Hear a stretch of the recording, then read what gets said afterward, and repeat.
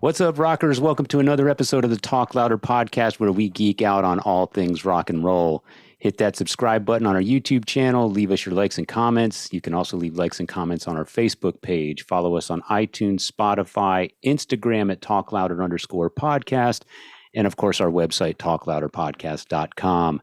I'm Metal Dave, along with my co-host Jason McMaster, and today we've got a barn burner for you, folks. We've got Ruyter Suys and Blaine Cartwright from Nashville Pussy. And as you can imagine, it was highly entertaining talking to these two. Great people, very prolific. They've got a lot going on. We got to as much of it as we can, and I think we covered a lot of ground. They've got a brand new album out called Eatem Alive. It's a double live album, finally capturing Nashville Pussy in all their live on-stage glory. They're featured prominently in the new Peacemaker series featuring John Cena. Blaine has an album by his other band, 9 Pound Hammer.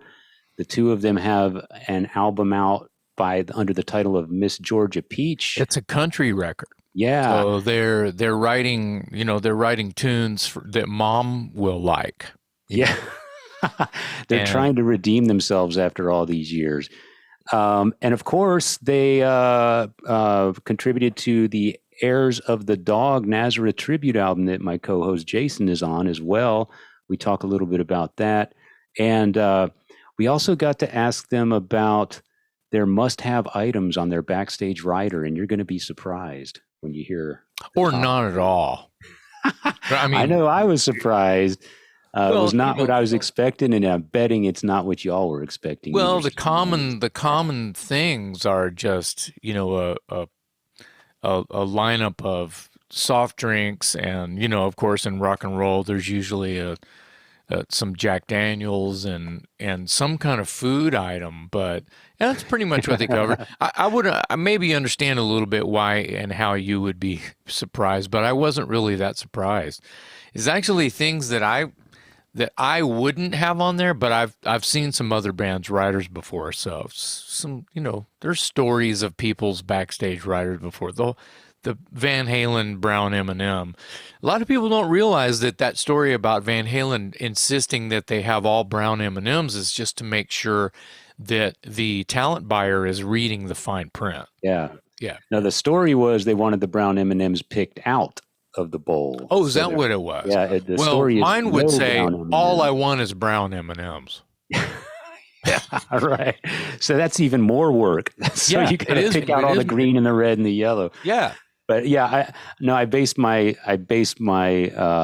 statement on the fact that if you've seen or know anything about Nashville Pussy, you probably have an idea in your head what you would expect to be on the rider, and I'm telling you that those are not the top 3 things on their rider. So it was fun. Fair enough. I think that they're going to be surprised at their habits of their just daily habits when they're home, as opposed to being on the road, and the dangers that might afflict them a little bit on the road that are not. They're fairly fucking normal when you kind of think about what's going on. I think that it's a great episode. We just got off the horn with them, and they were so nice and awesome. They're awesome.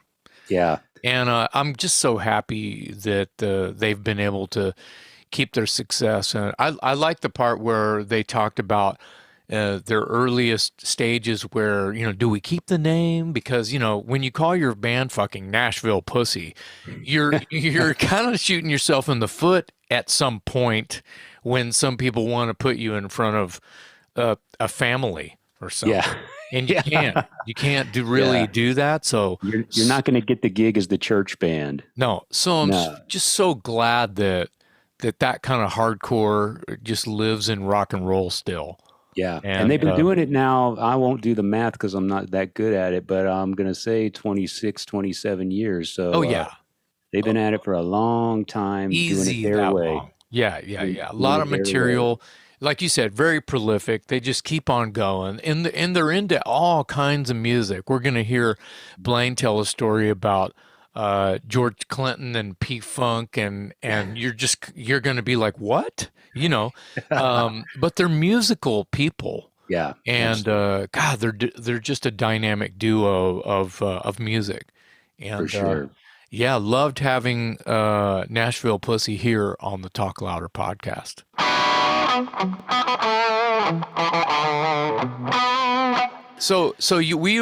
We were just talking about podcasts, and Dave, it turns out Blaine had a podcast that he was doing from the road for a while. Tell us about that. Yeah, I did it from the house when we had some time off, and it was called the Drunken Rock Show.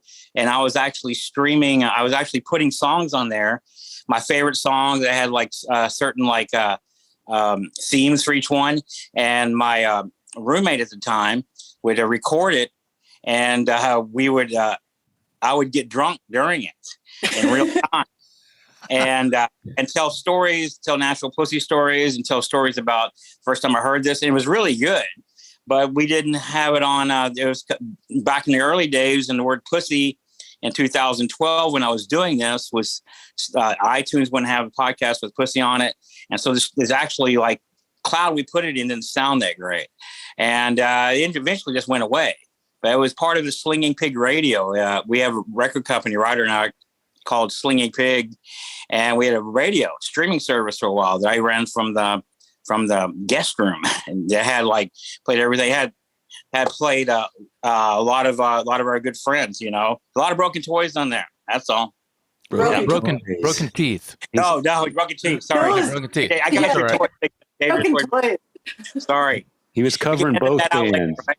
He was covering both bands, Dangerous Toys and Broken Teeth. Nice. Well, just the fact that you were able to pull that off.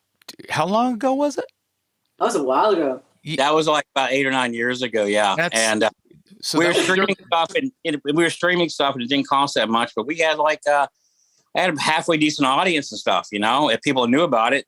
But I didn't talk on the actual between songs on the radio. It basically was like the hard drive that we had, extra hard drive with a bunch of really cool songs on it, you know, Broken Teeth and Dangerous Toys and Black Sabbath and Ramones and Johnny Thunders and Humble Pie. Just played. Basically, it was a Blaine's jukebox all day long. Love it. And we could tap into it. When we were on the road in Europe, backstage. You go listen to the radio because it would still be going 24 hours a day. Right. And I don't know. It bit the dust, man, unfortunately, because we didn't. I don't know. Got to keep up with the times and technology and kind of pass us by. Yeah, we're learning as we go. Every now and then we would log on and listen to our own radio station, and we'd find it was just repeating one thing after another. And it turned out that one of our cats would have gone into the room and sat down on the keyboard, and it was like cat DJ. So we'd have someone come over and push the cat off the keyboard, and then the radio would go again. Wow, I didn't know that. That's awesome. You had a podcast back in the day. Jason and I are still learning as we go. And maybe what we're missing, Jason, I know you're not a drinker, but it sounds like Blaine's podcast had something to do with booze. So I don't know. We might want to maybe add that to the mix. I don't know. Are you saying I need to start drinking again? You don't like this personality that I'm not going to steer you down that road. I'm not going to do it. So you guys, first of all, let's talk about current new things. You've got a brand new album out, Eaten Alive, double live album, and there you go. Right, it's got it on vinyl. Great album cover. From what I've seen, I don't have the vinyl. I've seen pictures. Is that my copy? I was just going to say, is that one mine? There's Dave's. Mine was the big one. Right. Yeah, look at that. Nice package. What a cool album. So when you were putting this album together, was there a live album from your younger days that you were trying to model it after? Did you say, look, I want our live album to sound like Double Live Gonzo or Leonard Skinner, One More from the Road, or No Sleep Till Hammersmith? Live One, Kiss Alive 1 came up an awful lot. And Ramon live. Yeah. Ramon also. And so do you feel like you captured that? Blaine? I think we accidentally kind of captured the Kiss Alive thing about having a souvenir. We didn't get to go back in and doctor the hell out of it like they did. But it's because it's actual warts and all recording. We got to pick the best recordings, and we got to mix it out, or we had our guy mix it afterwards. But man, it's raw as hell. But people are like, "This is the best thing I ever did." Awesome. They always said, like, you just sound more like you do live. And I finally noticed that I don't know what we sound like live because I'm on stage, and I don't know what they're hearing. So we asked our sound guy, Dave Bennett, who was a great sound guy in England. Said, "Hey man, make it sound like it is live," and he did. And we're like, "Wow, this is what all the fuss is about. This is great." I mean, the drums are bigger and louder, and it hits harder. It's like sitting next to a really loud PA close to the stage. You're hearing the Marshalls, and you're also hearing like boom, boom, boom, boom, boom, boom. For an hour and a half. That lends me to a question that when you kind of just get going and you're in a position where you have a real sound man. And you somehow found yourself in a decent situation where you're on a tour and you're making some money and you have a bus and you're in the back lounge, and someone who you pay to mix your sound knows better. That's why he's making the big bucks. Comes back into the back lounge and you're all high-fiving thinking you're hot shit, throws the gig tape on the table and goes, "Y'all should listen to that," and leaves the room. And you're all excited, and you put that tape in the player, and the guitar player gets up and leaves the room. And you're going, "Oh my God, we are terrible." Do you realize a bunch of stuff like that when you listen to yourself live? Do you realize what's working and what's not working? I know that's what happened to me. Fuck no. We never say we're terrible. We always say we're fucking awesome. Well, I'm just saying, when you're green and you're young, I mean, it's a lot more tolerable now, but it was early on, I feel like bands should probably start listening to their live performances so they can dial it in and go, maybe I shouldn't talk so much between songs, or maybe we should get a guitar tech because I was out of tune the whole time. Or, it's the big dumb stuff that you need to fix quick, right? Yeah. Well, they've had like 25 years to work on it. So well, my question was more about when you guys first got going, maybe in your first band, maybe not Nashville Pussy, you start listening to yourself live going, "Oh yeah, maybe I shouldn't do that." Is there anything like that? Or?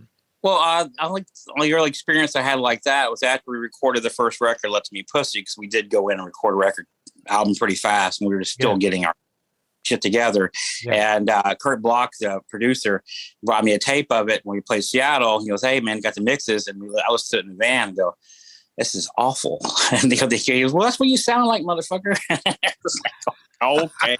That reality. Like, that's what you sound like. If you want to sound different, then you need to, it's not the tape's fault. Right. That's right. The tape doesn't lie. That's what I'm trying to say. And live doesn't lie even. That hurts even more. And that was kind of my point.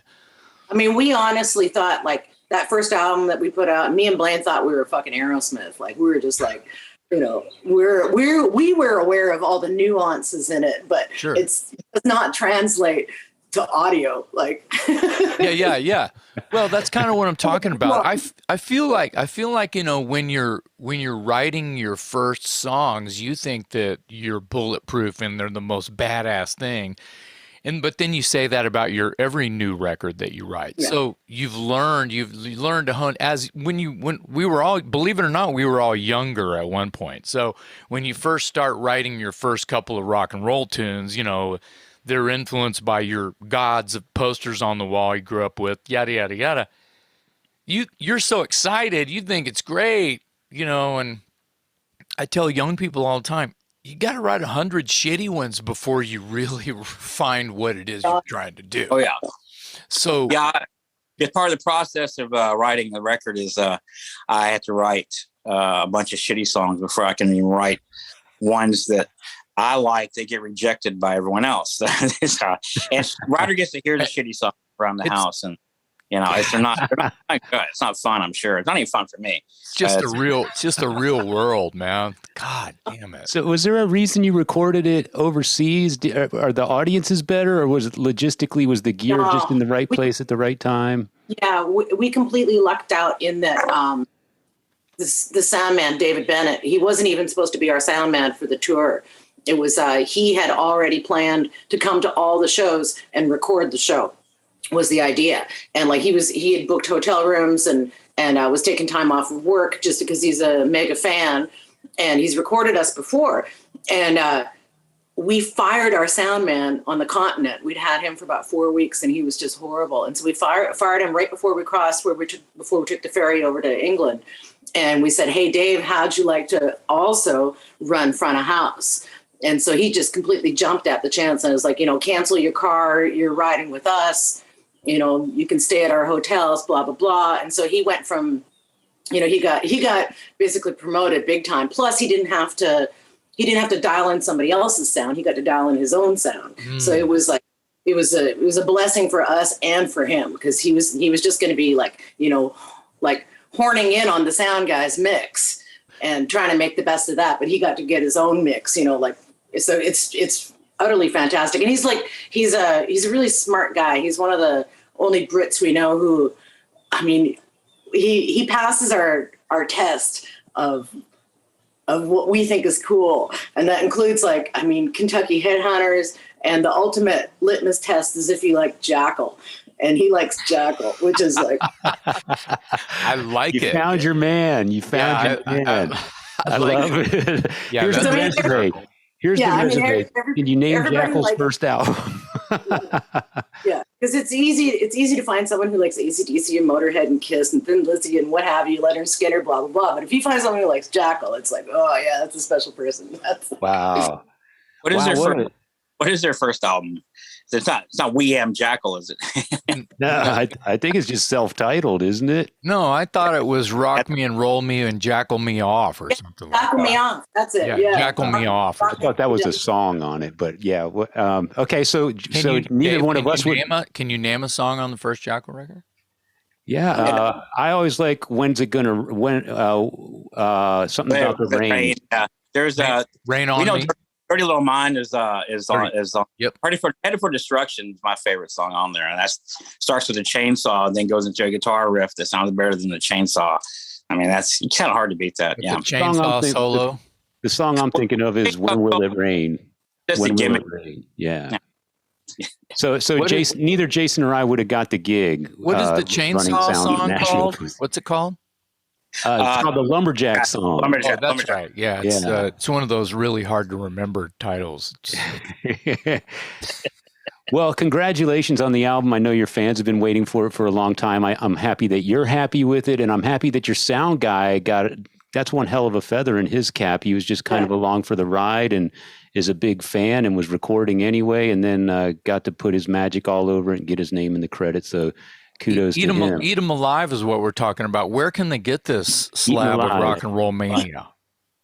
It's available everywhere. That's what we like. So is Nashville Pussy available at Walmart? Let's be for real. Can you buy that? You can? Yes. There was a day when you probably couldn't. Is that correct? This one's on the wall. I looked up online, Eatem Alive, Nashville Pussy, and the first thing it says is available at Walmart, which means I think you order it and pick it up but officially that is on their roster now. They can put it on the shelf. Some guy meets you in the back alley and hands it to you. Hey, here's your Nashville Pussy record. Yeah, he's like, it's not stocked on the shelves. Come in the back. I got your pussy record. But they can't put it on the shelf. Yeah. What's funny, a million years ago when we first started, we had I'm trying to remember the story properly, but Go Motherfucker Go was going to wind up on a compilation that was going to be distributed by Walmart. And we were brand new, really big britches at the time. And they had put out this edited version of a Go Motherfucker Go without our, we hadn't approved anything. And instead of them like putting a car honk over top of the word fuck or anything, they just cut it out and put it together. So it sounded CD skipping, because we say it 27 times in the song or something like that. And so instead of saying go mother, it said go mother, It was wrong, right? And so we said, fuck no, are you out of your mind? And they had made like 100,000 copies or something like that. So Nashville Pussy, and we were on the road, we were busy, we didn't know. We just heard this one thing and said, man, that sounds like absolute fucking dog shit. Like, you cannot release that. And they had already done it was it was huge. It was fucking huge. And we were responsible for the recall of like, I was going into Walmart. It was supposed to be in Walmart, but so that was our first opportunity. What did you do? Tell, just so you know, it's a pretty good story. What does a band do when you're kind of, I mean, were you guys you didn't have any say in the edit, but here they had all this stock. Was it CDs and vinyl? Well, it was a soundtrack to this Dee Snider movie, whatever that was, that movie he made. Strangeland. Yes. Yeah. We were on the Strangeland soundtrack, and they took it and made like a CD skip, like Ruyter said.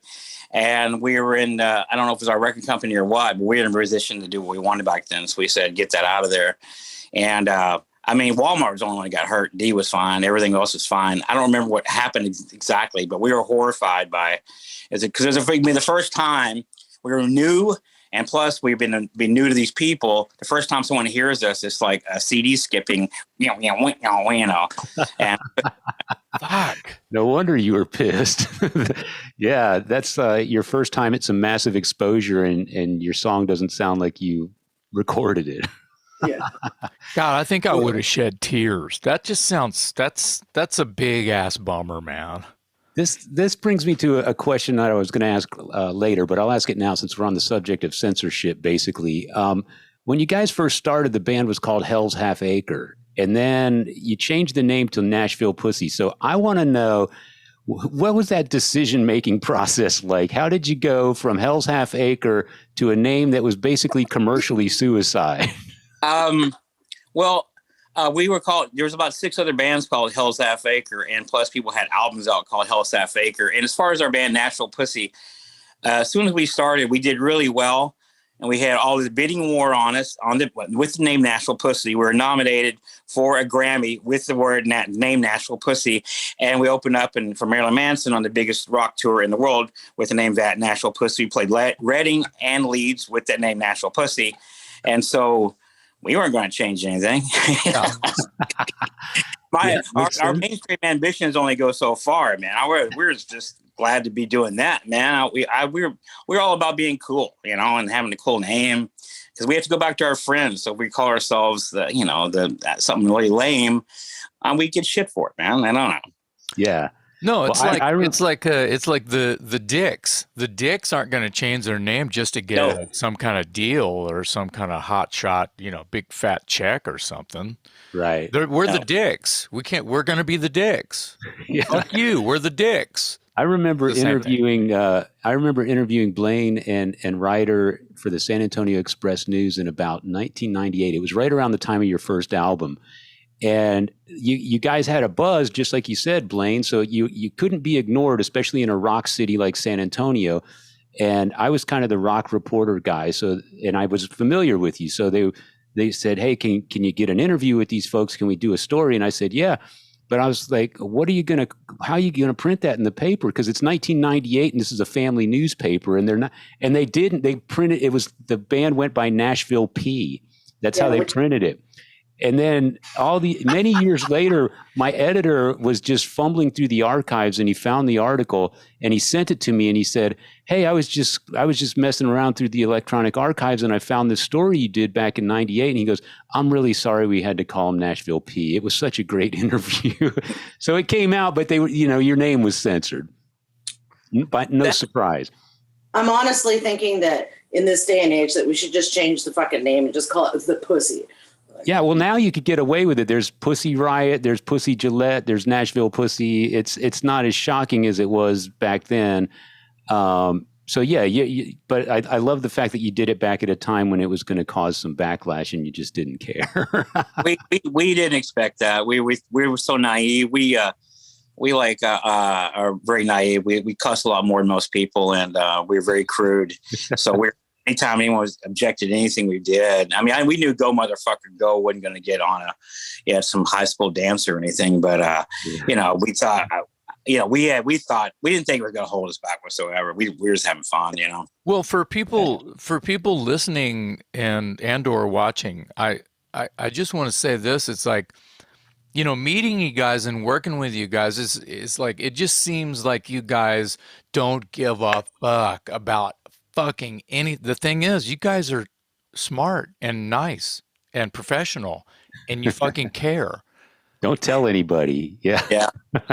You know what I mean? You're intelligent. You're going to ruin their reputation, Jason. Oh, hold on. Let me finish. Let me finish my fanboy rant. The thing is you guys are all of these great things. As long as there's Jack Daniels on the Ruyter. And in Ruyter. I just do that in for fun. But my point is the same. You guys are super nice. You're super talented. You're fun. You have the respect of your peers. You've rubbed elbows with, toured with, written songs for, and with. You see where I'm going. Just for people listening, they need to know that you guys are, even though you're called Nashville Pussy and they just read the set list, it's like, holy shit, my parents are not going to let me, whatever it is, depending on what their game is. Dude, you guys are awesome that you were able to have an education and still say, fuck you. And that there's nothing more rock and roll than that. I think. A lot of people need to realize that, people in black metal and death metal bands is the same thing. They think that everyone burns churches and worships Satan? Fuck no, those guys are reading books and listening to jazz. It's the same. It's the same shit with you guys. Yeah, we're Nashville Pussy. Hey, can you put on that Miles Davis? I'm gonna read some. I'm gonna read a nice book and smoke a cigar. I know early on when I was, I had all these friends who were in metal bands and they'd sing like real tough songs and say bitch and blah, blah, blah. And then they'd have like a monogamous girlfriend. And then there'd be the sensitive songwriter guys and they'd screw everything they could and be total dicks, I mean, it's weird. People do think that you're stupid if you play hard rock. And Lemmy is the smartest person I ever met.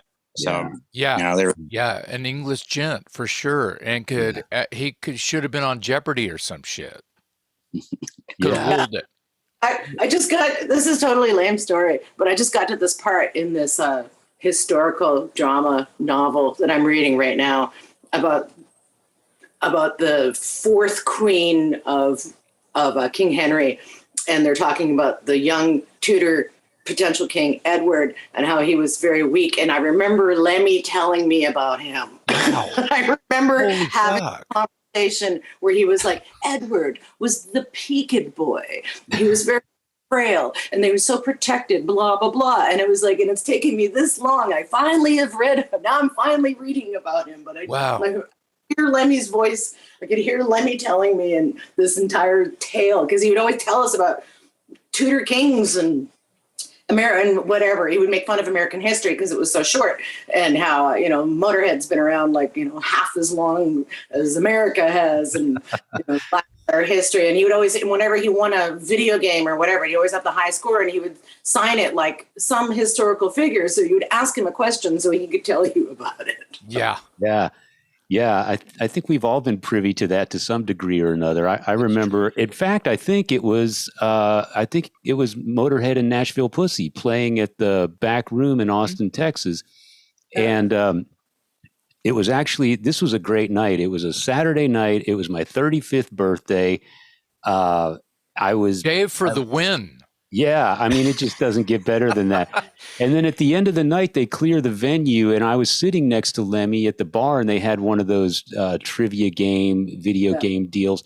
And he's just knocking out American history like he was an American history teacher. And of course, he's a British citizen, of course, or, born in Britain, but he knew everything on that game.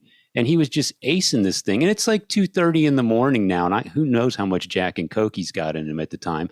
But he was just knocking it down, man. It was impressive. He really was a smart guy. The first time I ever met the guy, and it might have been there. It might have been at that show. That might have been our very first show with them, was in Austin in the back room. Yeah. But it was remember, I mean, whatever. He's been my hero since high school, and my boyfriend turned me on to him. I stole my boyfriend's Motorhead shirt. That's what I was wearing when I met Blaine, who was also wearing a Motorhead shirt in Saskatoon, Saskatchewan, back when shirts were an actual true indicator of, you know, like reaching out and like, hello, friend, Yeah. you know. Right. Yeah. You're one of my tribe. Yeah, Yeah. that's right. Yeah. But I've had these ideas of what Lemmy's like, you know, in my mind for, you know, I guess at that point, you know, solid 18 years before finally get a chance to meet the guy. And I go backstage. Written on the wall was I think it was an Austin band called Sinus, Sinis. Yep. Yeah. And they with with like the KISS letters or whatever. Mhm. And because I walk in and there's Lem, and I'm like, oh yeah, hi Lemmy, and he points to the wall and he says, oh, it's a palindrome. And I was like, what? And he's like, oh, it's the same forwards as backwards. It's a palindrome. And I was like, Yeah. oh, yes, it is. Indeed, it is, Lemmy. Like, I was not the first thing I thought was going to pop out of his mouth. Crazy. Right. The first thing out of his mouth is educational. Flexing Wouldn't knowledge. expect that. Yeah. So let's talk a little bit more about that particular show, because at that show that same day with some friends of mine who you also toured with, I was going to ask you, what do you guys remember about Pure Rubbish? Oh, God. That's a whole, I mean, Ruyter probably tell you a story better, but yeah, we're the ones that got them on a lot of that stuff. You remember it better than I do, probably, Ruyter. Oh, I don't know, man. We every time we played Houston, Kathy Cowgirl would insist that they open up for us. And the first time they played, they opened up for us. They were, I mean, God, they were children. They were like, I think Evan was 13 and Derek probably 15, and they still had their dad singing for them. Yeah. And they had a chick playing bass at the time. And so I think they opened up for us more than once. And then we had an opportunity to have them open up for us, but we had to wait until the school year was finished so they could come with us. And I can't remember how long the tour was, but we took them to New York. And that's when they were doing, they were still playing Yardbirds, like I'm Not Talking. Oh my God, they would just blow everybody's minds. Like just the fact that a kid knew that Yardbird song and could play it better than you was just like in your fucking face. Like taking them to New York was just such a like wake up world. Like, look what's going on in Texas. These kids are going to kick your fucking ass. And so amazing. And then whatever, the downfall of Pure Rubbish years later, thanks to Sharon Osbourne. But, they kicked some fucking ass for a long time. They're absolutely incredible. And I guess they're still kicking ass in their individual. Now you mention them. I remember a really funny story. They opened for us in Houston. We played with them before.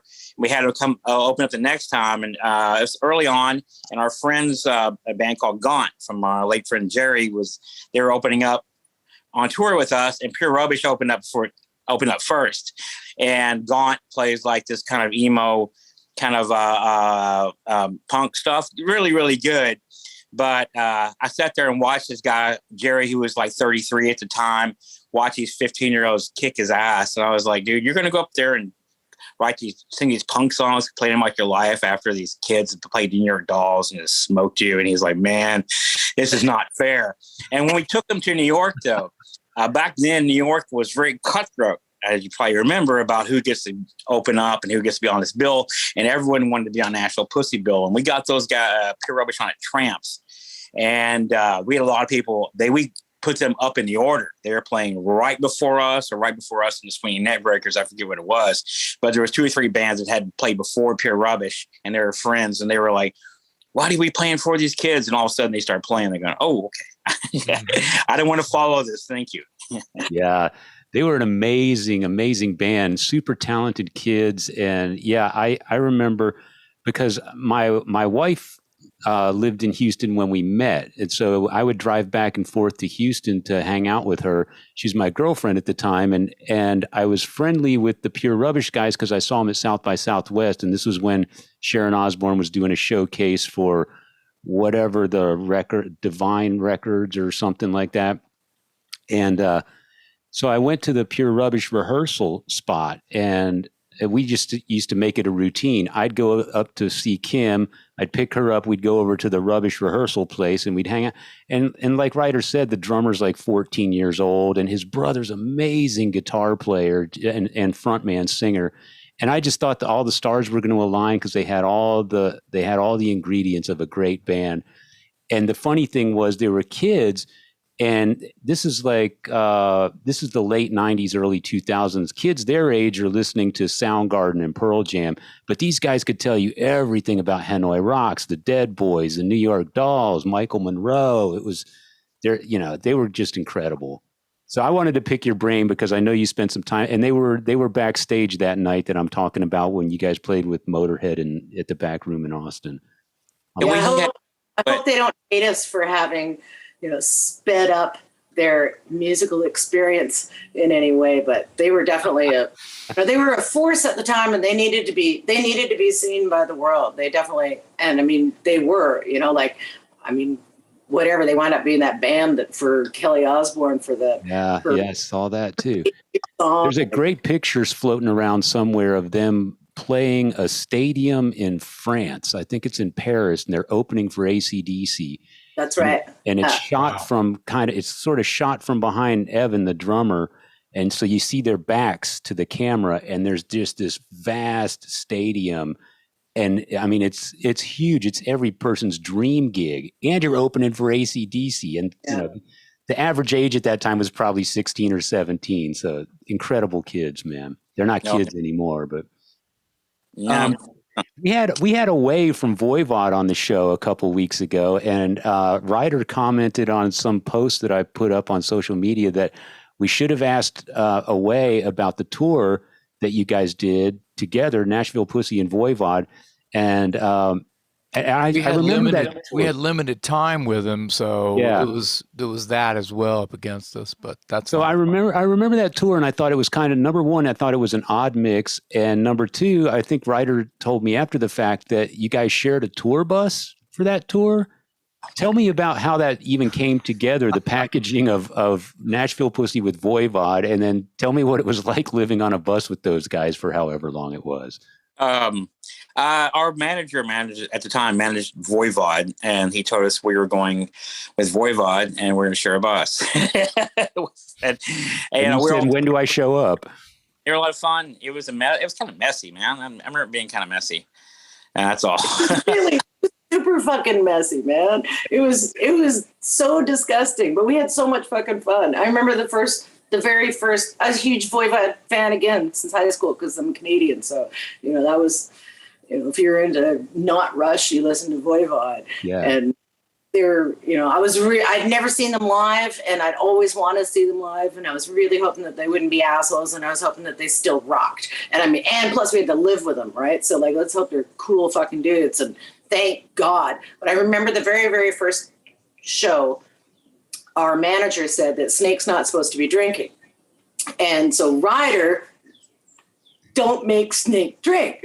And we had been given a handle of Jack. It was a bottle, the one with the fucking handle on it. And our tour manager at the time, Simon DeWinter, said, he put it on the table and he says, don't think of it as a challenge. It was like, and I can't remember how many people were involved in polishing that thing off. I would like to blame many people, but we had that thing. That thing was gone within the hour of the warning email from our manager, and we sent a picture to him in response to "Don't let Snake drink" with an empty bottle, and him and I just laying on, passed out in the back of the bus, bottle completely empty. We just sent that picture back and said, "What?"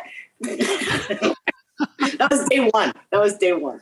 How long was this tour? It was only about, I think it was maybe 2 weeks max.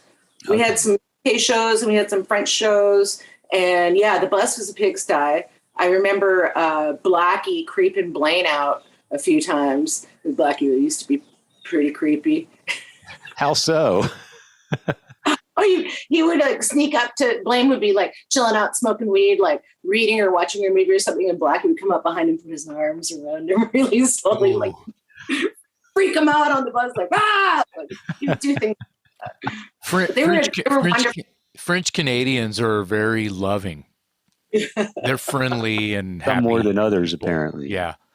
But he didn't really he wasn't really making sense when he was talking. That was it. I have like one rule: just make sense, and that's it. Say whatever you want, just make sense. And it was all, I don't know. There's very few people I walk away from. He would start talking, and I was like, man, I can't do this. Wow. But you're on the bus with them, so But they were great. It was a good, fun time. We were touring England. We played some crappy places in the middle of nowhere in England, and still had a good time and good crowds, and they're good. They're so heavy and loud and all that stuff, man. What year? Their new record's amazing. What year were they? Was this tour? 2000. That's right. I mean, I think it's like around 2009, 2010, maybe. Wow. I remember going from that tour to doing the 9 Pound Hammer tour where I had to sing, which is 2010. So I stayed on the bus. And Voivod got off first, and I stayed on the bus, and the bus. I rode with the bus to Germany, got off and got on a train, and so I definitely remember the double-decker bus we were on. It had a bunch of bunks on there. It wasn't nice, but it had a bunch of room. It sounds, I mean, a bus with just one band is crowded, but 2 bands and then assorted roadies and whatever. I used to do that blog called Rambling with Ruyter, and so I posted a bunch of pictures of our filthy. It was like, the joke was like, what do you get when you mix like 1 Canadian, 4 French Canadians, a guy from Kentucky, and a couple of UK French, and then it's like instant hillbilly bus, like, because there was just clothes hanging all over the place. Because, you wash your clothes or you don't wash your clothes and you hang it up to dry. And it was just like, we had 2 really cool Dutch women with us. And our cousin Adam was our guitar tech. And it was just a pigsty, but it was a love fest. We had a great time. I got to sing Astronomy Domini every night. Oh, wow. Hey. Always wanted to do that. I always wanted to sing that high part, and Snake doesn't do that live. So I was like where's that part? Run out there, like hijack the microphone. What are they going to do? You could have made a movie. I mean, a camera crew probably would have barfed, having to be on the bus with all of that going on, but could have made a movie about the escapades of Voivod meets Nashville Pussy. I would watch that in theaters tomorrow. Let's talk about Peacemaker. That's a pretty major score for you guys. I mean, it's I've only seen clips, but apparently it's a super hot television show. You guys are on it. Your song is Come On. How did you tell me what that phone call was like? How did you find out you were going to be in this thing? And then what were your expectations? Because it sounds like, John Cena's got some star power, I guess, but the premise of the show on paper doesn't sound like it's necessarily going to be a blockbuster. So tell me about the phone call, and then tell me what your expectations were when you agreed to put the song in the movie or the show. Blaine? Nah, you did all that. Oh, yeah. Well, I don't know. We had, exactly like you said, on paper, you're like, what? Because first of all, I didn't know who John Cena was. I thought it was, what's the name of that guy? Blaine, you know what I'm talking about. Who did you think it was? It was pretty funny. That was the little scrawny dude. It's not his name. It's Sarah. John Sarah. Michael Cera. She thought it was Michael Cera from Superbad and Arrested Development. The nerdy kid and from Hollywood Hot, the Hot Tub Time Machine thing and all, or whatever. Yeah. Apocalypse. That little hooked in nerdy funny guy. Yeah. No, he thought that was Peacemaker. Cena's the wrestler guy turned actor, not the that's not the Rock. Right. He's not the Rock. Yeah. John Cena is the opposite of Michael Cera, which I didn't. So I was picturing that little dude, and then they said it was going to be in the scene where they're driving down the road, and he's got a pet eagle named Eagly, and he's going to have his head hanging out the window like a dog, like, and that's when they're going to play our song. And I'm like, fine, and they're talking about how he wants peace at any cost, and he'll kill as many people as possible. And so whatever, there's it makes no sense when you read it like that. and then we found out it's okay. So we get the contract and we do all the negotiations and all that kind of stuff. And then, you know how it works in the movies. It's like a year later, right? Like this might happen. We don't know. Definitely don't count on it because it might change the second before. And then we get a call from our buddy, Earl Brown, who's like this actor from Deadwood. And he's like, congratulations. And we're like, what? And he says, it's in the trailer. It's going to be in the show. It's on like now. And that was it. And so we watched. The trailer was absolutely fantastic. It's so hilarious. And our song is in there for like, I mean, it's half the trailer and it coincides perfectly. They've edited like the gunshots to go along with the beat. So it's and they have John Cena jumping up in the air screaming, fuck yeah, like right along with the song. So it's like he's singing it. It's fantastic. And then the episode that it's in, he's actually singing, he's rocking out in his car to us. Like he's headbanging and playing like drums on a steering wheel. So it's like, it's just utterly fantastic. It's so cool. And it's a really, really hilarious series. And like Blaine and I are kind of, we're not down with superhero shit, man. Like we have a general no capes rule in the house and we got totally swayed by this. And it's just hilarious. And there's so many jokes in it. And there's a lot of character development and they played to us, they played the helicopters. Like, it's like, fuck. Yeah. Yeah. Whoever the music directors are in, just lack of a better term, Hollywood, that's putting that shit together. No, it's all James Gunn. This is James Gunn thing. And it's like Guardians of the Galaxy, which Blaine hasn't watched, but like he actually manages to use music as like a character in his fucking movies. Like Guardians of the Galaxy, like that mixtape one is a fucking character. It's like it represents so much. And then at the end of the movie, when you see that there's a mixtape 2, you know there's going to be a whole nother movie. Like, it's like, I mean, the way he uses music is just amazing because we're like, how the hell did you know about us? And he's like, I've had this song ready for something. I was just waiting for the perfect place to put it. And it's just like, I mean, it's fantastic. Like, he's making careers right now. You can see the James Gunn effect on our Spotify where it's just crawl, and then Peacemaker. And it's just like off the phone. Well, the added bonus too is I think it was Rich Jones, the guitarist for Black Halos and Michael Monroe's band. I follow him on, I guess it was Twitter or something.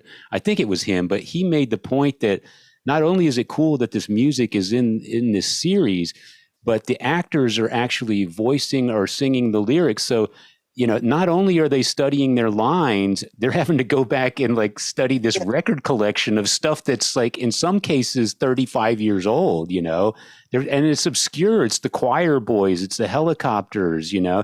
I mean, I think the Nashville Pussy song might be one of the more recent songs on the whole thing. And it's like 2005 or something, right?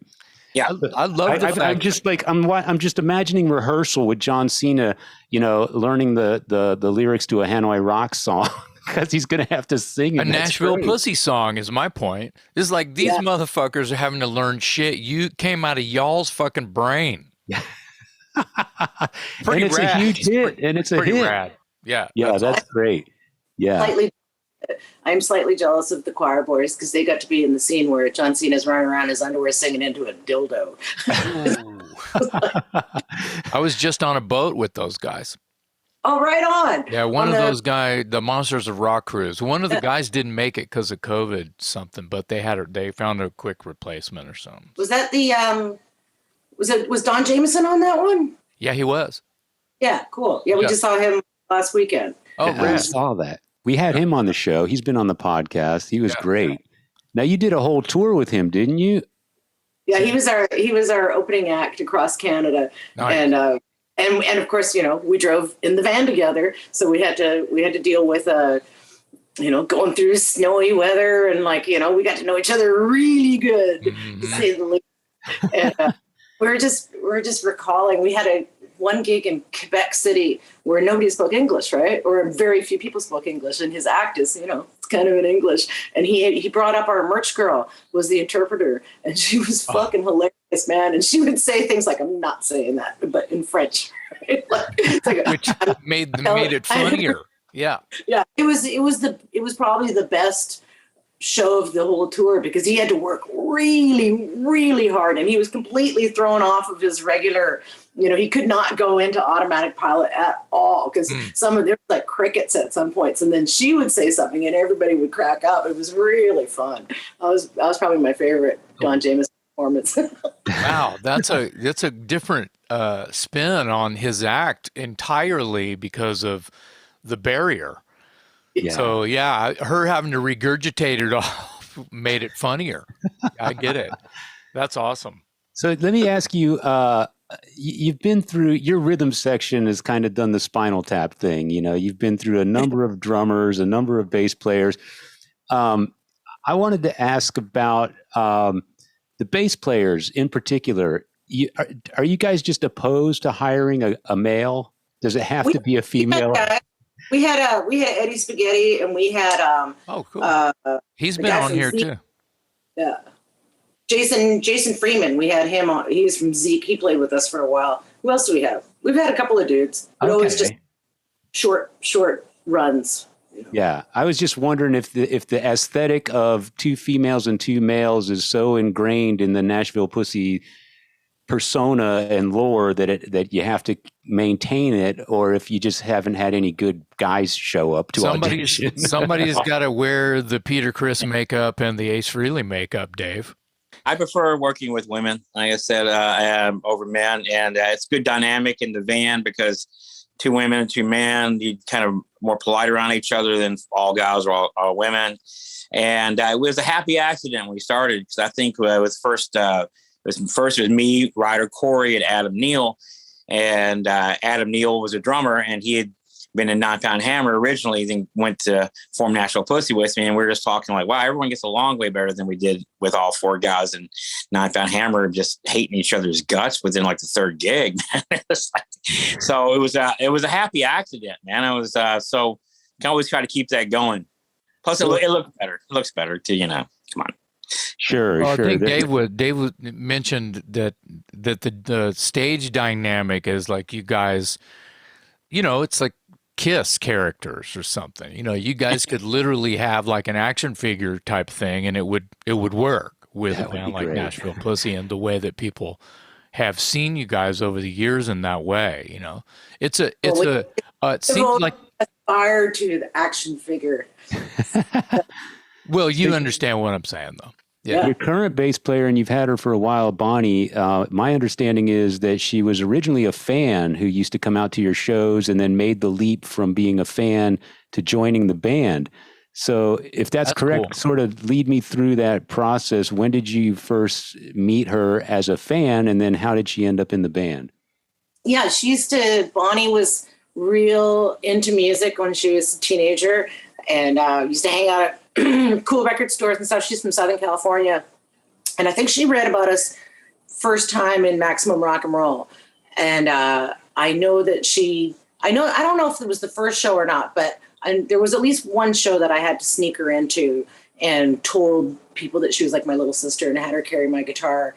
And so she'd get in at 17 or something like that. And I remember, I think she had tattooed our cat right here on her wrist. Oh, wow. And she had that tattooed on her already for a couple of years when we first asked her to audition for our band. And when we first told her that she didn't get the audition because she was too young. And as I've said, we didn't want to be responsible for having ruined her life because she was so young. And at the time, we were whatever. I didn't want her to drag. I guess I was trying to protect her. And so after we chose Katie Lynn over her, she went on. She was determined, and she wound up starting her own band, recording, working in a studio, touring. I don't know if she toured internationally, but she toured nationally. She went on the Vans Warped Tour, and she did she basically ruined her own life. So it wasn't our responsibility. Yeah. She got good for her. Yeah. She got her road legs under her well enough that when after Karen had quit, we'd got an opportunity. The next tour was going to be opening up for ZZ Top. Wow. And Bonnie was in a situation that was not awesome.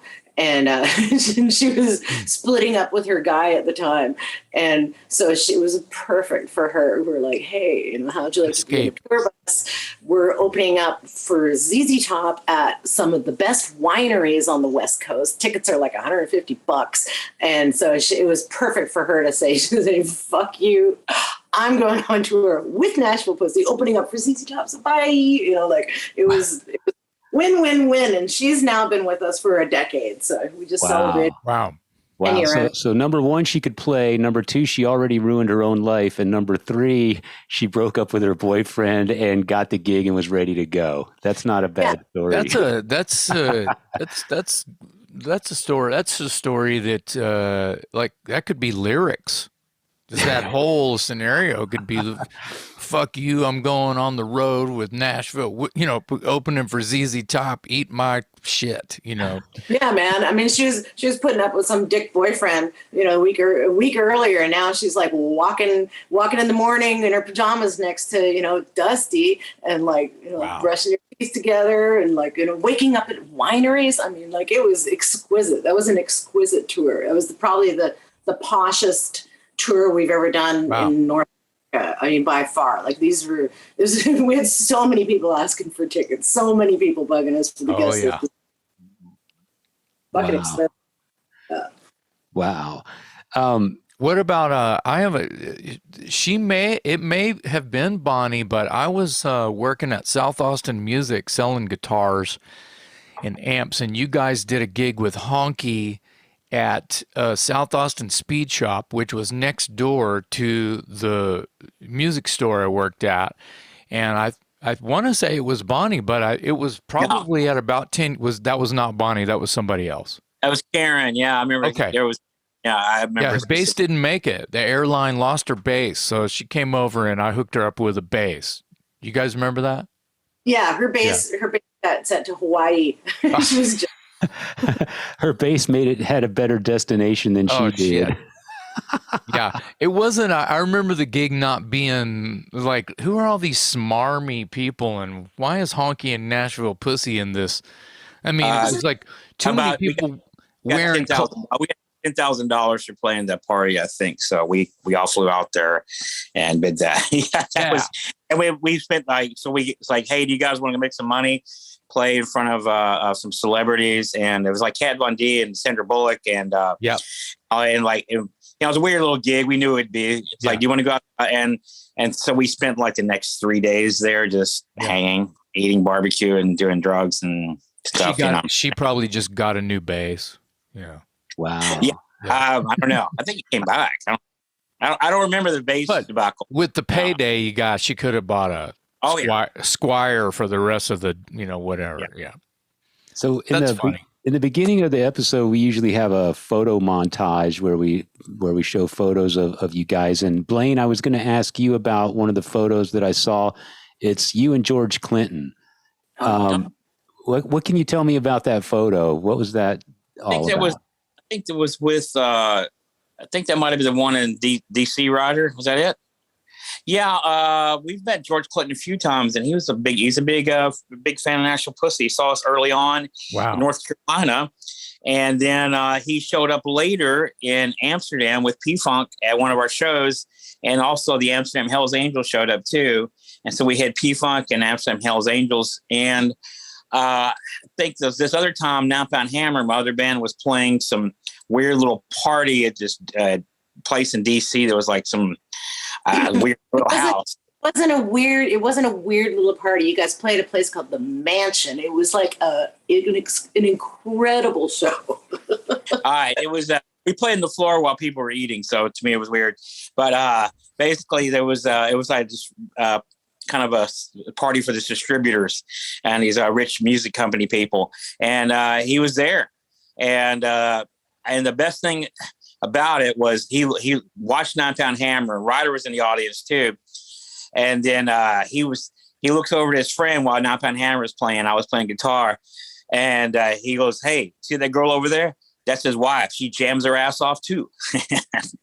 I was like the great compliment, and we've not ever hooked up, and we were talked about working together, and when we hang out, but it's been a while, Yeah. Yeah. And he's a fan where, I mean, it's like having Beethoven be a fan of yours. I mean, he's revered by the world and even more so by us. I mean, we really, really, really, really, really got into every nuance of every nook and cranny of Funkadelic and every possible like song, every possible note. I mean, it's worth studying, you know. Yeah. We did that so long, and then, you know, there he is, like, you know, and we're in a picture together. It's so cool.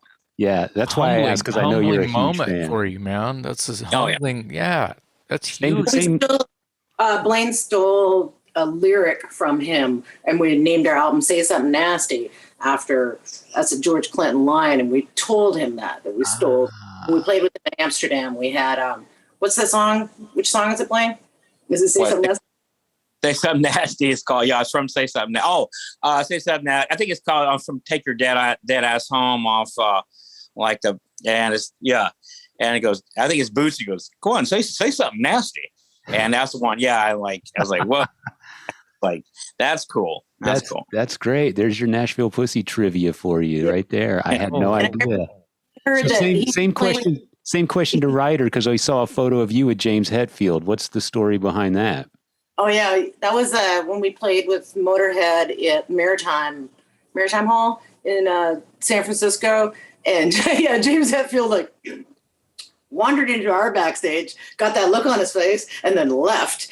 And then promptly going to Motorhead's room where he knows people, and I was like, "Fuck that shit." So, you know, hunted him down, even though he had short hair at the time, and you know, hung out for a while. But yeah, we got that one picture. But he had that fucking haircut, so I was just like, you know. He walked in our dressing room with that look on it. I mean, walked in and we're, oh my God, they are here. They're coming to talk to us. And looked around like, this isn't the right room. It was gone. It was that look. And what's funny is when we toured with ZZ Top, Frank Beard has a dog. Well, I forget the dog's name. Gizmo. Apologize. Sorry, Gizmo. Sorry.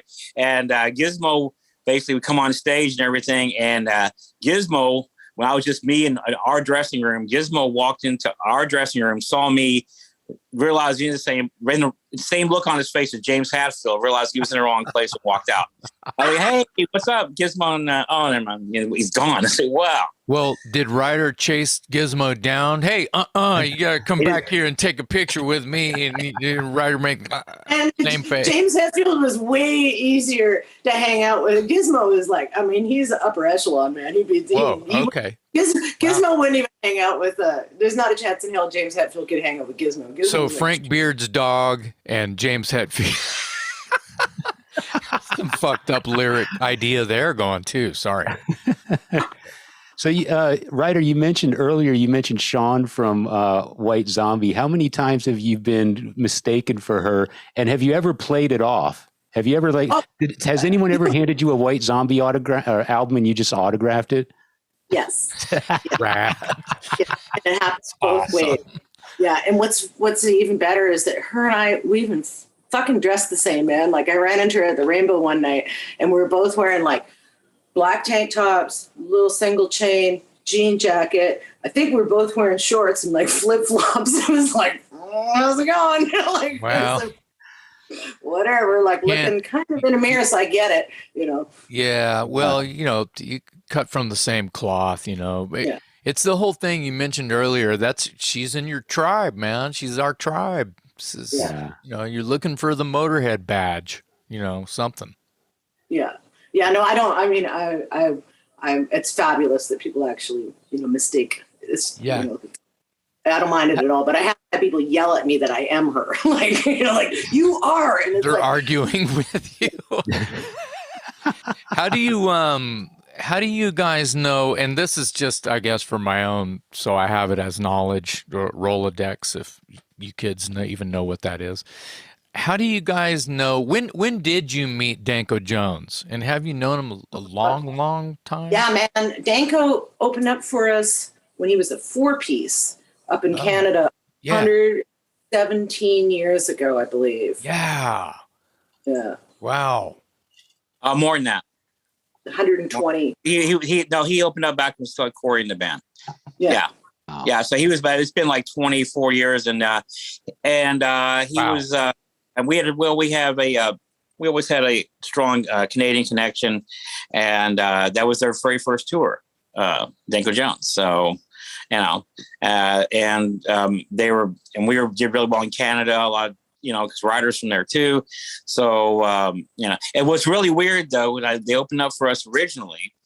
I didn't think much of them. We thought, well, this guy looks slick and everything. And then I think it was 2000 or 2001, the summer, when we were playing in Switzerland at a festival. I forget one of these big festivals, and they played to maybe a little pit full of like 800 people. It was me and Ruyter and Jello Biafra.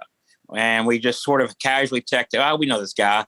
And he was amazing. And he had morphed into this Danko within, like, it's like he'd been to the Crossroads and back. The whole thing of like how it got really good, really fast, and just found it. And I had my mouth dropped the whole time, because I mean, it was night and day difference from what he was 18 months earlier. I mean, it was good. So good, wow. Man. We've been mutual fans ever since. He did, and then he stole our sound guy. We had the other Corey, Boy Corey, was our sound man for years, and he became Danko's sound man for another 10 years or something. Yeah, I've met Corey. So wow, that's crazy. I was I should say, I could probably speak for Dave here if he'll let me. We were late bloomers to the Danko train.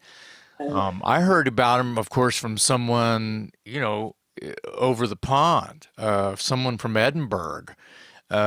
You know, was a Broken Teeth fan, and just basically sent me some burned CDs of The Darkness and Danko. And it's kind of a funny story, if you'll let me tell it. I was in my van leaving the P.O. box kind of thing, and I'm like, The Darkness, what is this? And I put that in, and get your hands off of my woman, you know, doing that shit. And I was like, out the window. No. Tiny Tim heavy metal doesn't work. Tiny Tim heavy metal doesn't work. Out the window. Roll it. Nope. Side of the road. Gone.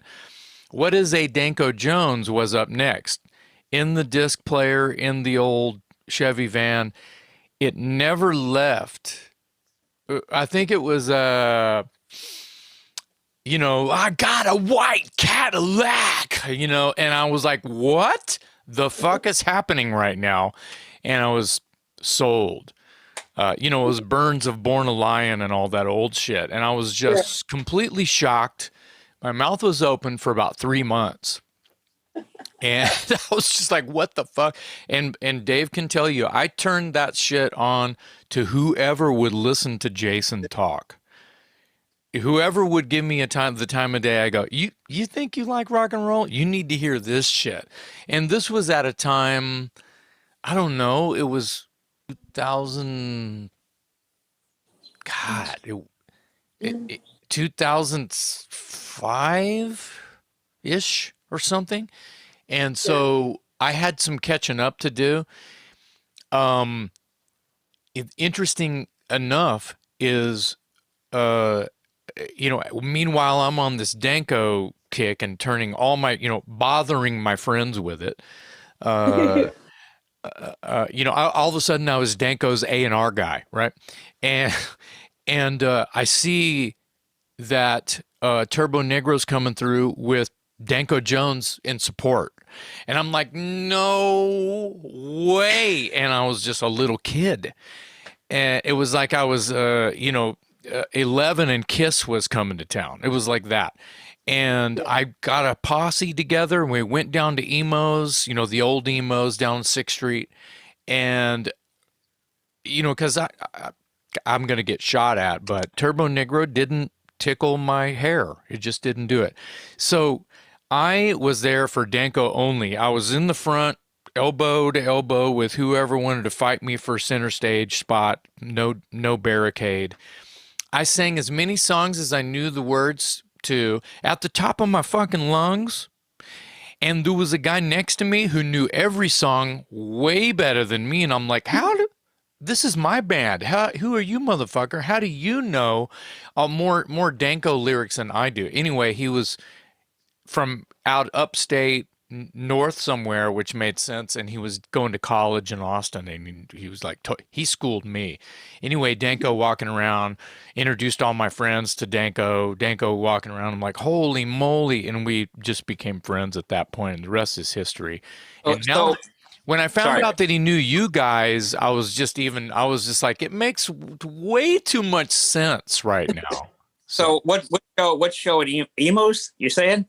Yeah. You saw me at Emos? Okay. We were there at Emos too. We were backstage. Was it South by Southwest? No. This one one with No Effects and David Cross and all that. No, this was a couple 3 years earlier than that. I was at that one too. That was when they played inside. So this is with Turbo Negro on the outside stage. Oh, this was outside too. It was outside. Yeah, but it was South by Southwest. Yeah, but it was not Turbo Negro now. Okay. This was he was already kind of going and pretty good. Yeah, right. And he does really well. I missed that really one. Well. Maybe that was the first time that he came through, and I wasn't hip to him yet. I'm confused about things because it's a big mesh of like years around there. Oh my God. Yeah. But we were in like Germany recently at a gas station and there was Danko had a new album out, and recently, maybe like 7 or 8 years ago, but Danko had a new album out, and there was a cutout in a gas station of Danko, man, like where they sold the CD. And yes, a cutout, I was like, man, it's Danko. It was so cool. And Sweden, he's huge. So I got some really, really close Swedish friends, younger people that I know, and they're like, oh, we love Danko, and I got him on the guest list. Like, oh my God, I can't believe it. So, yes, nice. We're all for him, man. He's it's usually easy to get jealous of someone, but he can have all the success he wants, and I feel great about it, man. Seriously, he song with us. He did a song called "I'm So High." Yeah. I gotta look down. Guy, we recorded at Dripping Springs. He did a duet. He makes it, and he kicks ass at it, and he didn't ask for a dime, and we didn't give him a dime. Right. I hope you don't ask for any money. We don't got any, but it's great. He just did it. I have the same story. He sings on 2 songs on Broken Teeth, Viva La Rock Fantastico. Oh, really? That's our favorite record. What do you sing on? Yeah, he sings on the title track. He has his own verse. Oh. That second verse about Truth is the King, that's Danko singing.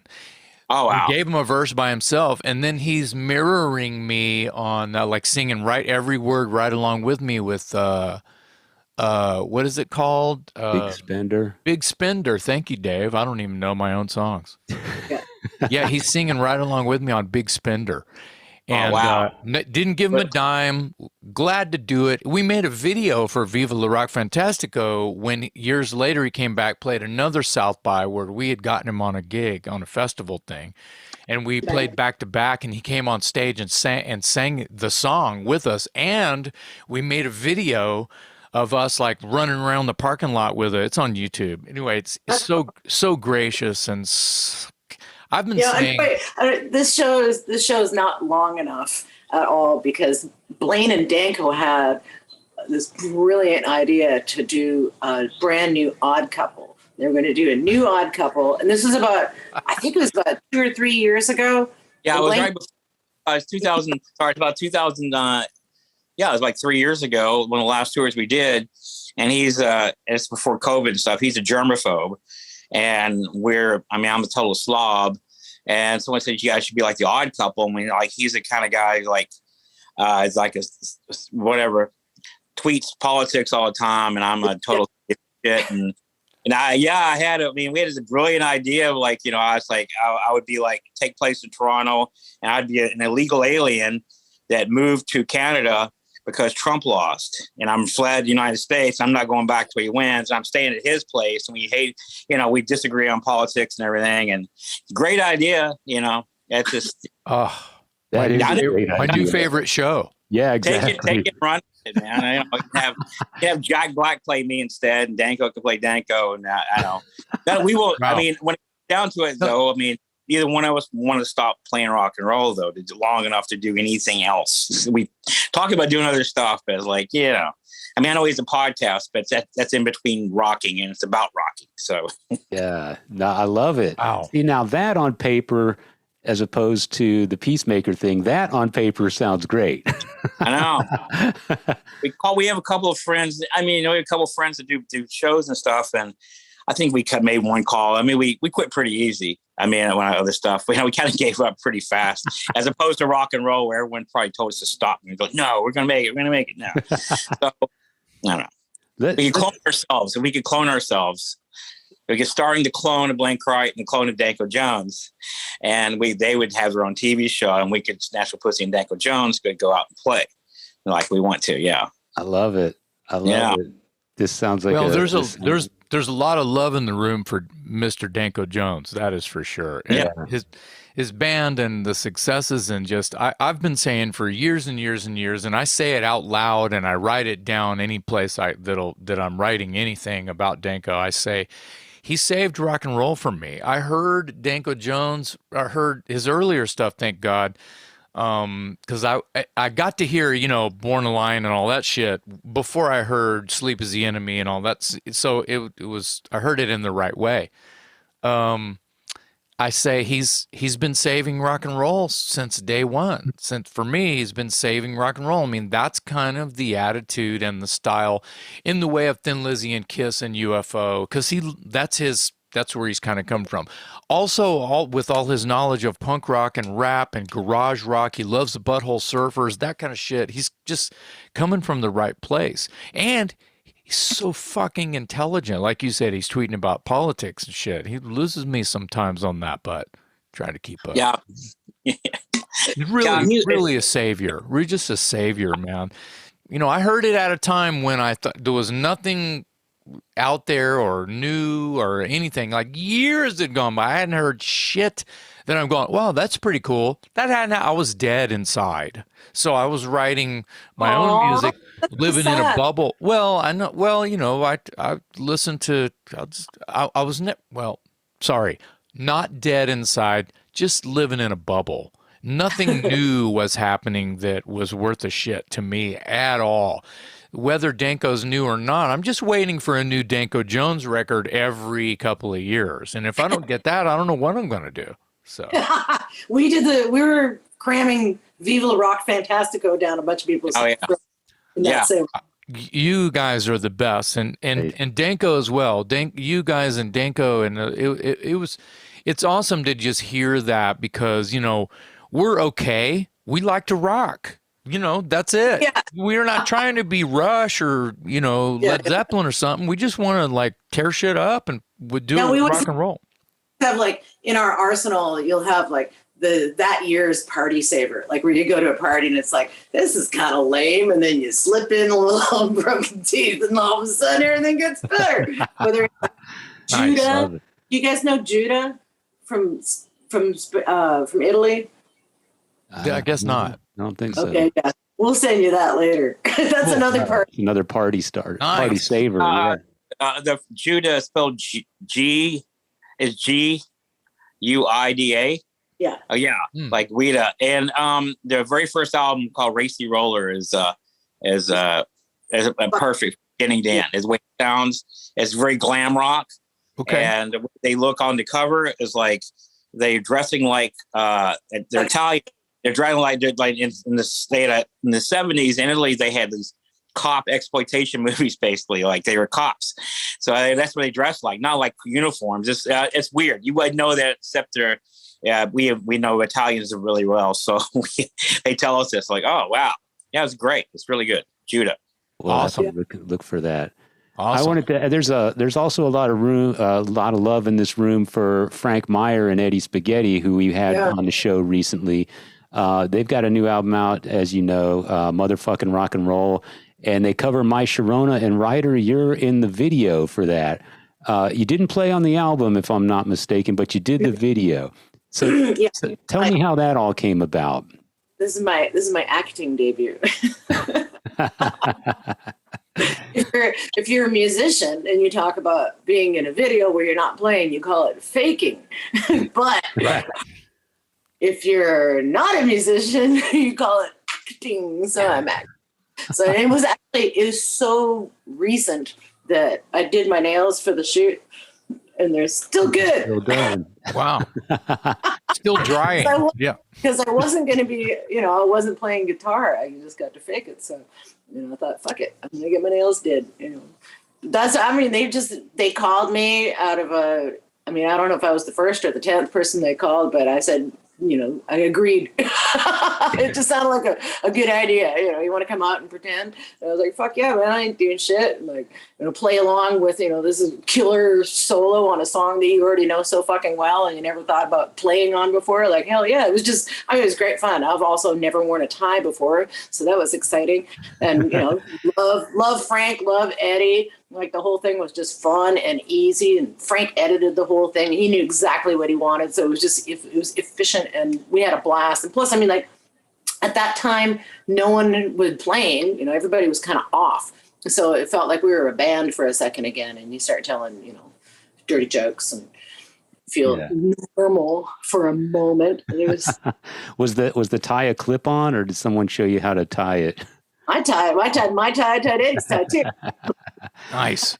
We should talk about this too, because all of you have this in common, and it is the Heirs of the Dog record. Yeah. Our buddy Jeff Smith out of San Antonio put this on his Sauce Tex record, and we've talked about it on the podcast before. For those who aren't aware, it's basically a recreation of the classic Nazareth album, Hair of the Dog, done by various musicians, including everyone in this call except me. So Blaine's on it, Jason's on it, Ruyter's on it. I think I got mine nearby too. Shall I get mine too? We all show our purple Twinkies. Yeah. Oh no! Wow, the vinyl looks great. Look at that! Yeah. Look at that! But I got to say, Ruyter, your vocal on Miss Misery is outstanding, and I wanted to say that I thought I heard somewhere that you were a little bit nervous about tackling that song. Obviously, Dan McCafferty is like one of the most iconic voices in rock and roll, so of course you're going to be a little intimidated. But I thought you nailed it. So tell us about how many takes did it require, and it's a lot of fucking takes. Yeah. That was like the hardest thing I've ever done in my entire fucking life. That was fucking ridiculous. And I have my sweet husband and partner Blaine to thank for that one, because he was in the control booth saying, "You can do better."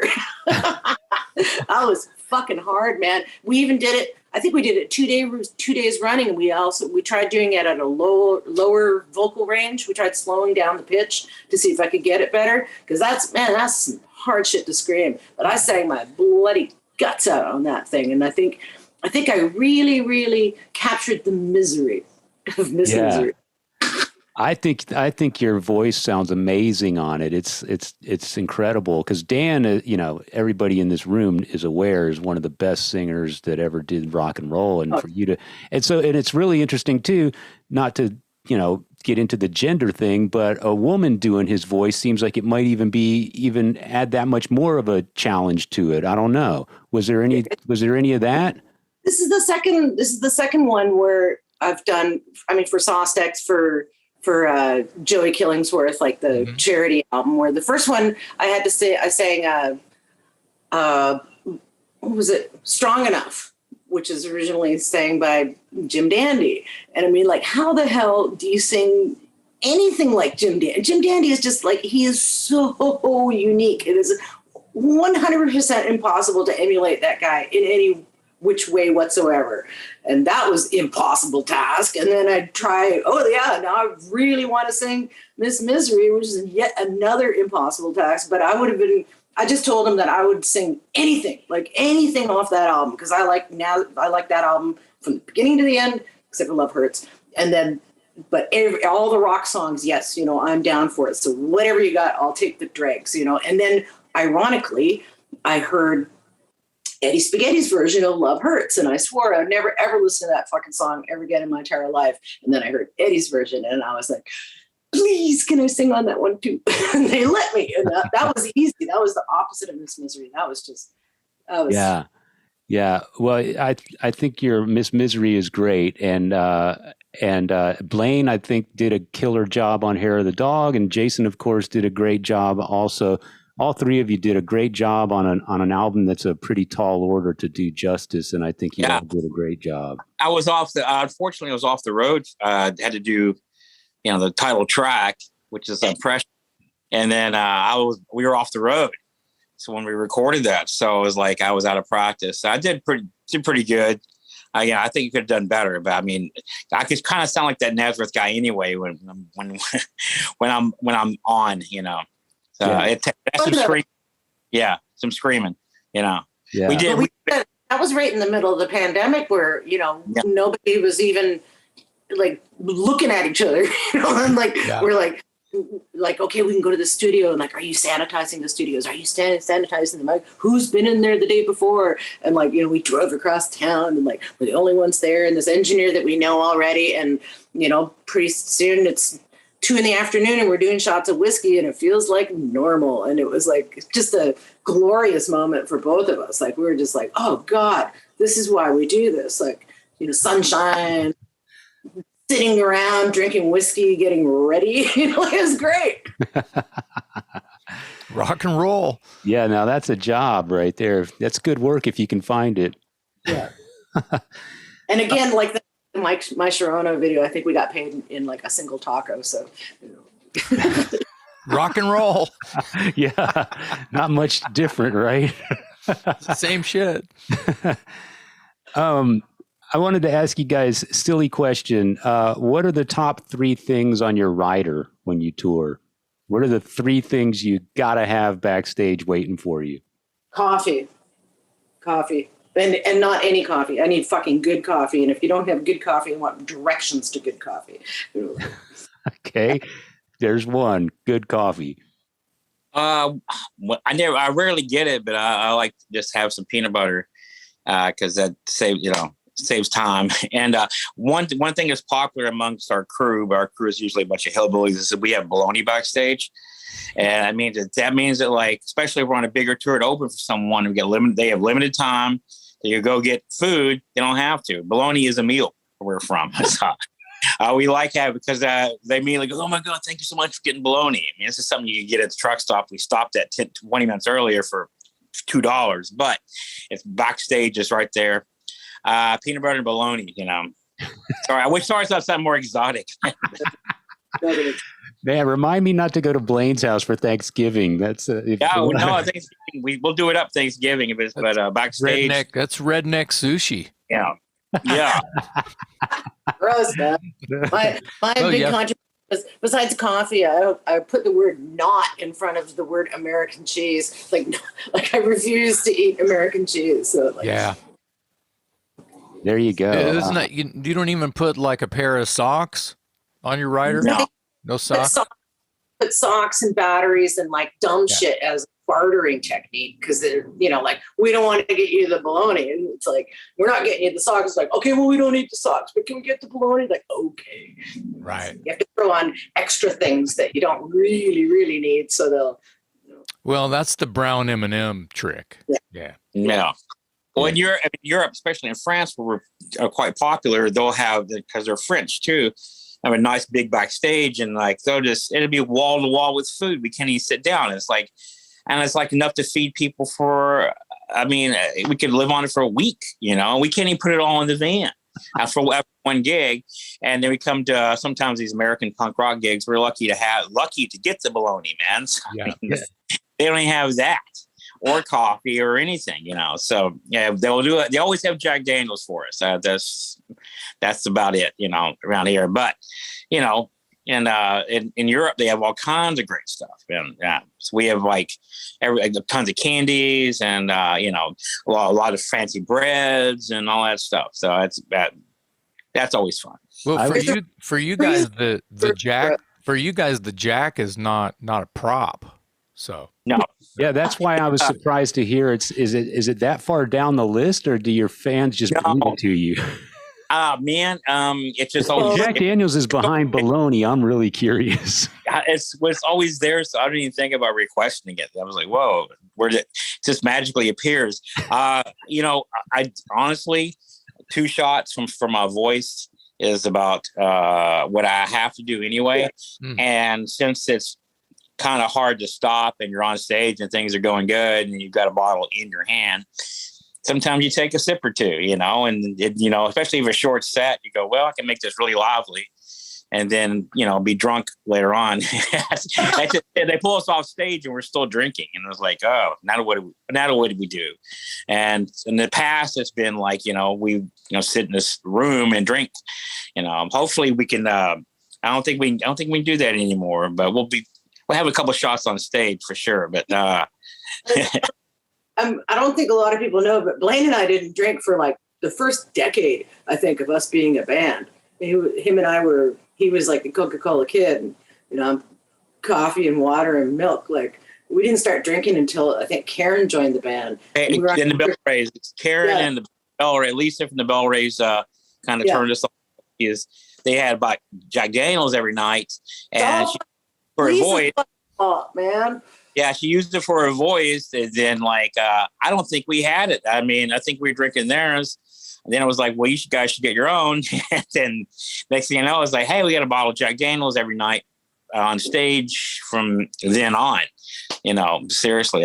So we don't drink it at home, though. I mean, we'll come back with something that'll sit in the cabinet, because I think it's a crazy thing to drink in your house by yourself.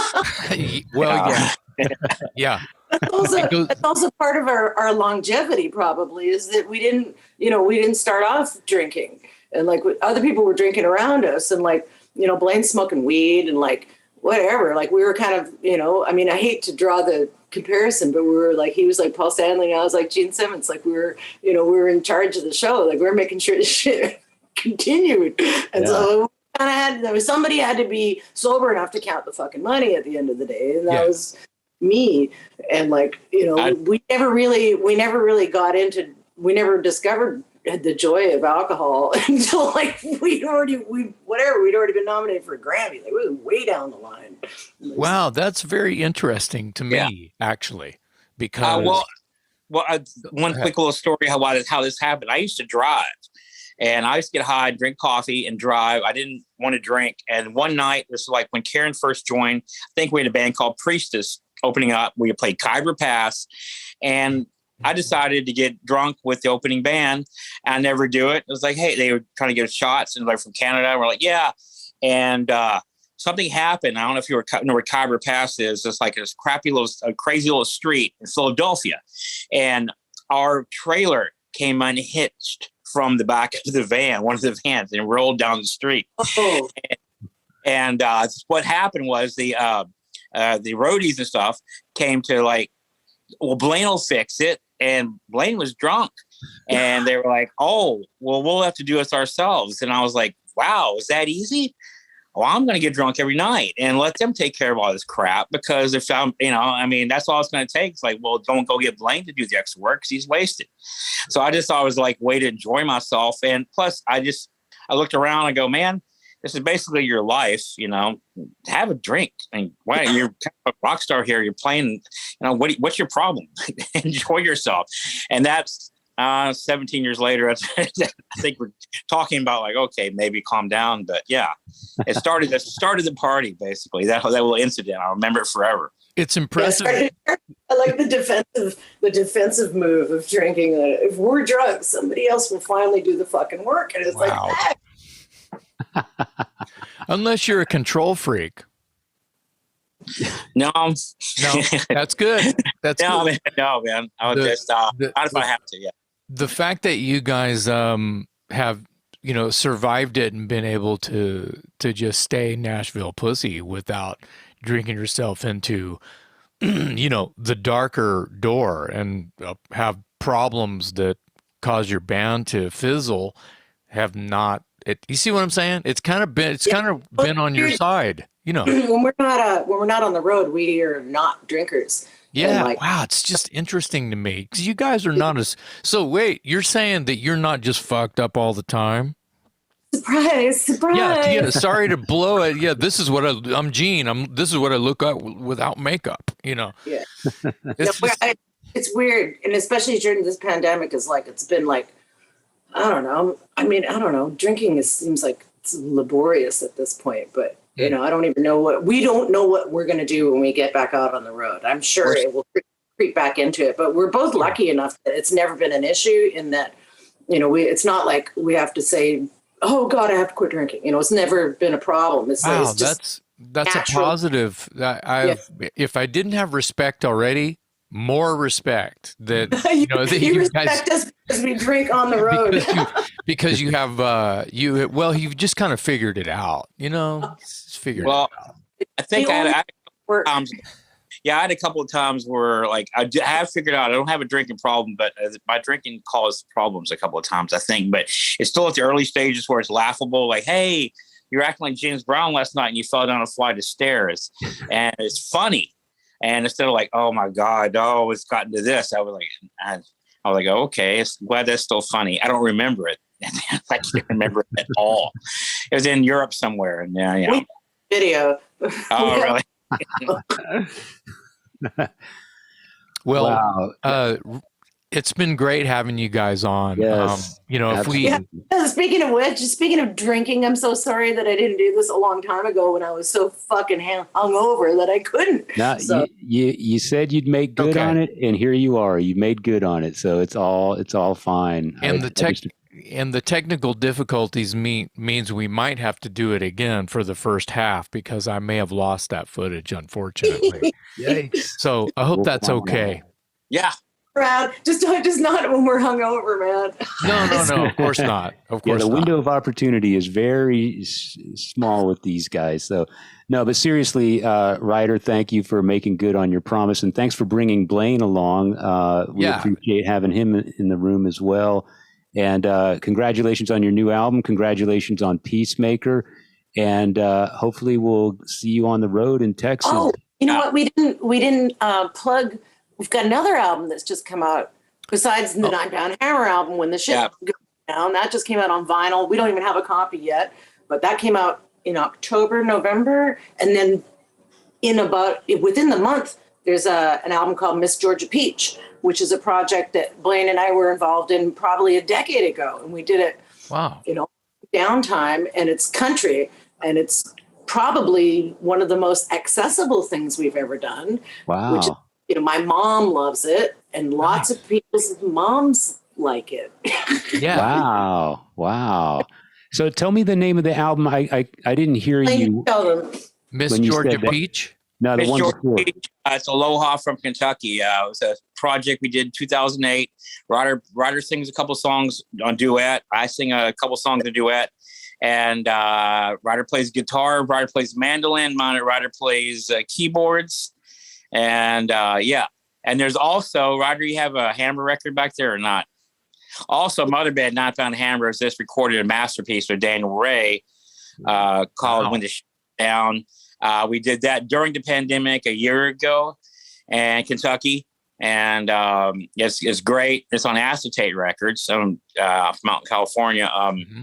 There it is. Yeah, it's got Mountain Rushmore there with Bill Monroe, Abraham Lincoln, Daniel Boone, and Colonel Sanders. Colonel Sanders.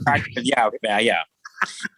It's Kentucky Mountain Rushmore. Yeah, it's called When the Shit Goes Down. It's really, really, really, really good too. Yeah, like a bunch of good stuff right now. Yeah, good deal. And people can find all this on your website or Facebook pages or whatever. I love it that you guys are keeping your tongue in cheek and your humor, and you're able to make fun of yourselves as well as the world, and write songs about it that are usually below the belt buckle, and you got your horns high the whole time, and you got your Marshalls dialed, and it's fantastic. What would the world be without Nashville Pussy? Lame. It's the bane of my mother's existence. During the pandemic, we put out a couch performance of us playing "Hooray for Cocaine," and my mom's like, "My favorite song. Like, why do you have to sing about cocaine?" It's like we can't help ourselves. It's like once you get in the studio and like somebody makes a joke, it's like you got to put that in the song. Like, we want to make each other laugh, and that's No, that's great. No, it's healthy too. You guys, it's just music is healing, and to have it just be reflective of things that either just happened or they're a memory, whether it's glad or sad or mad or bad, you just have to do it. I love it that you guys are prolific as hell, and just keep it up. And thanks for being here today. Yeah. Hey, man. Thank you both. I appreciate it. On behalf of my co-host, Jason McMaster, I'm Metal Dave, along with our special guest, Ruyter Suys and Blaine Cartwright from Nashville Pussy, joining us on this episode of the Talk Louder podcast. Yay. Thank y'all.